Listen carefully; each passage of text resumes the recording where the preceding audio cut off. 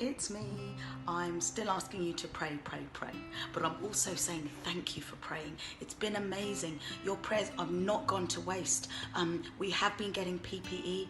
There was a little bit of a wobble at the end of last week, beginning of this week across the UK, but that's improving now. We are getting gowns coming in, which was the problem. Keep praying for PPE supply chains.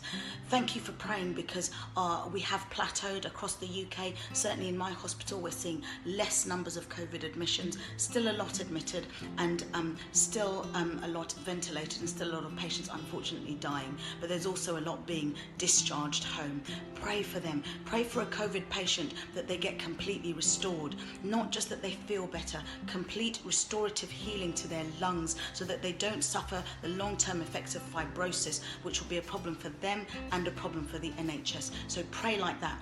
Pray for non-COVID patients. We're seeing an increased number of statistics in terms of morbidity and deaths from patients who are dying from non-COVID causes, probably because they're not accessing the healthcare they normally would. Think of mental health patients whose structures and supports are wobbly at the moment. We're seeing a lot of mental health patients coming in for all sorts of things, having injured themselves, injured others. Please pray for them. Pray for my colleagues. Again, I will mention particularly admin staff, pathway coordinators. They're unsung heroes. They don't wear scrubs, but they come in their normal clothing. They sit at their desks and they keep things running. Thank you, guys. Thank God for them, that they stay well and they go back to their families well.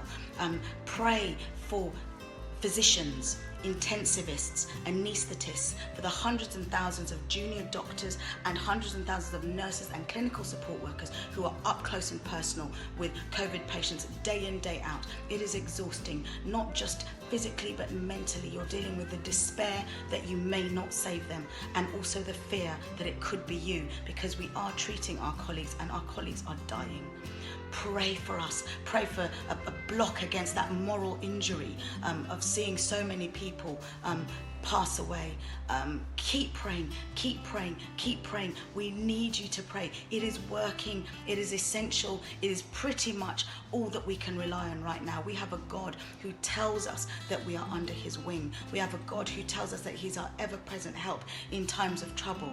We have a God who we can rely on and trust in. Before the foundations of the earth, he was. Pray, pray people, pray church.